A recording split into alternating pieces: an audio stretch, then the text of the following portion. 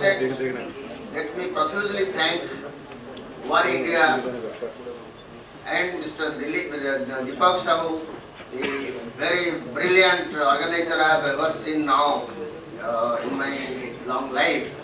He is so meticulous and so persuasive that he would persuade the Uttar Chamber of Commerce to take part in this program.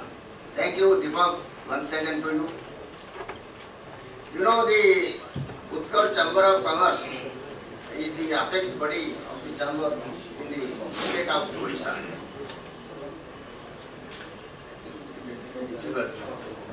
Chamber of all type of industries, that is mega, large and MSME industries, and also the trade and services it includes. So we have been one banner kept all these industries for their growth, development, and Mr. B.K. Das, this Director of Industry is here. He is the testimony to my saying all that. Because we are on day-to-day basis interacting with him, taking his help for the growth of this sector.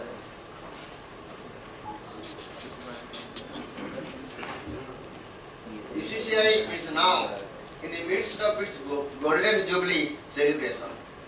We have already inaugurated it, Chief Minister inaugurated it. Now the closing ceremony will be done in March, February or March. It represents the member entrepreneurs before all central, state authorities and other agencies for taking out their grievances as well as ensuring proper implementation of the government policies. Well, MSME creates wealth, all of you know that. MSME, micro, small and medium industries are the real focus point.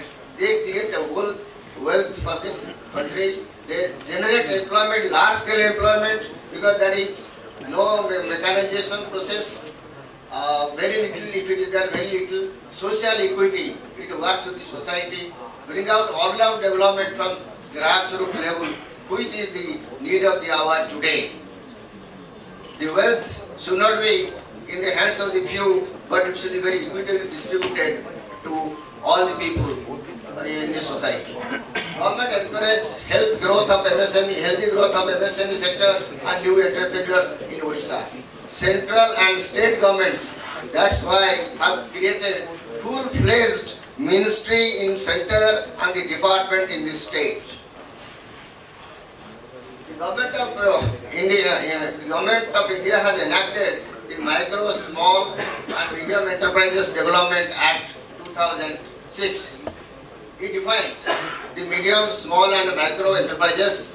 These enterprises, though all of these things you must be knowing, that a micro enterprise is an enterprise where investment in plant and machinery doesn't exceed 25 lakhs. Why I am saying so, the three sentences I will emphasize here.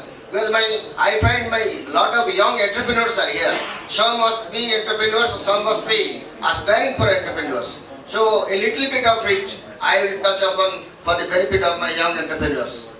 And the small enterprise is 25 lakhs to 5 crores, whereas the medium enterprise is 5 crores to 10 crores.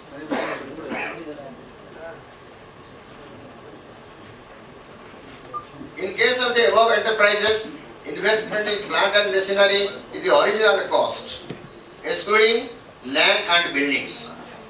For that purpose, there has been notification by Government of India again. The SME sector serves a large population, acts as a large employment generator, I have already told that, and bridge the demand and supply gap in the diversified products. Next. Let's see, supposing these enterprises get sick, so what is the definition of the sick industry? Because many industries in Odisha have gone sick. So they should know if it goes sick, what is the remedy and how to overcome the sickness and come back to production again. As per the guidelines, a micro small enterprise may be said to have become sick if any of the borrowed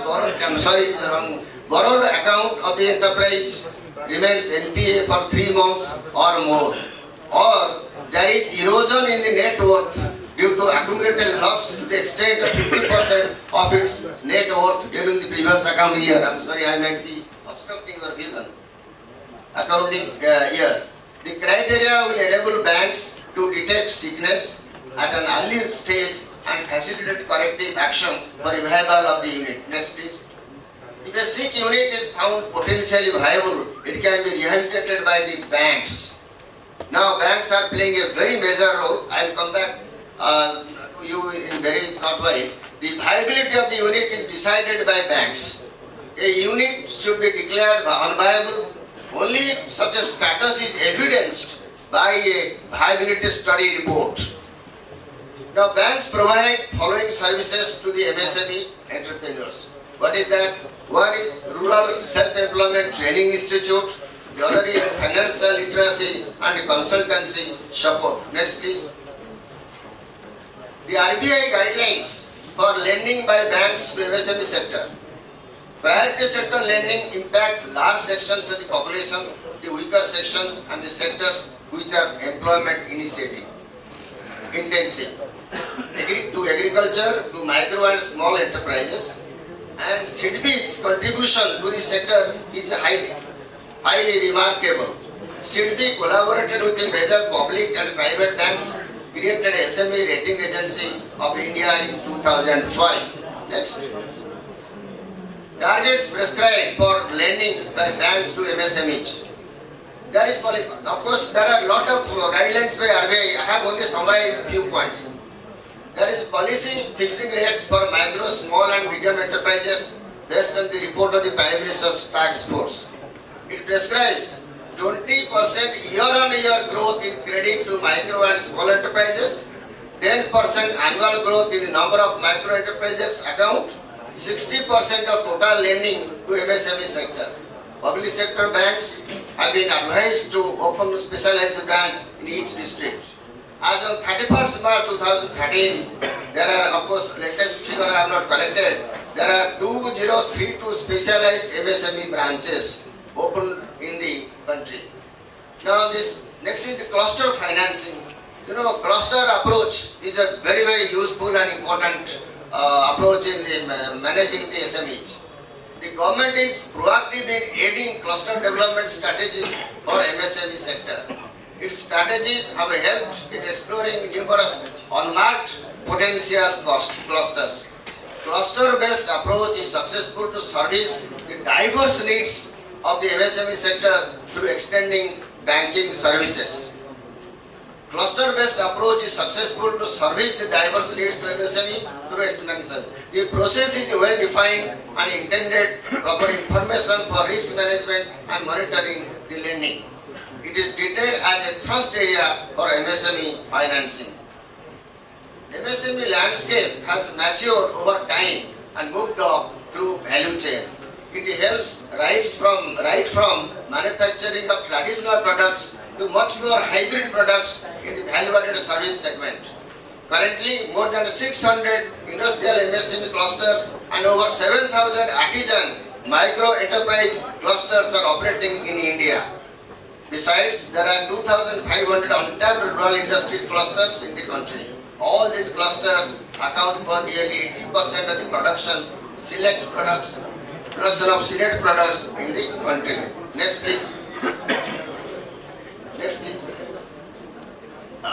Small and medium enterprises play a vital role in the growth of Indian economy by contributing 45% of the industrial output, 40% of exports, 42 million in employment, create a 1 million job every year and produce more than 8,000 eco-quality products for the Indian and international markets. Well, skip over next.